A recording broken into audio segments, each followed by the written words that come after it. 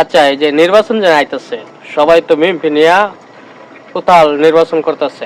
এখন আফা তুমি কই ভোট দিবা? দাঁড়িপাল্লাত নাকি দানি শিষ্য?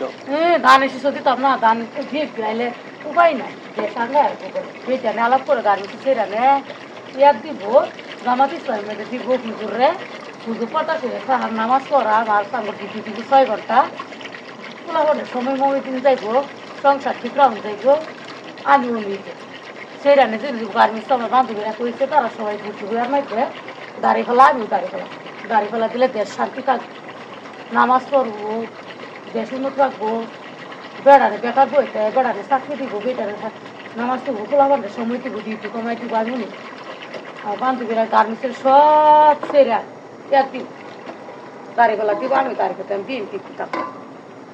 আপা যে কথাগুলো বললো, কথাগুলোর মধ্যে যুক্তি আছে।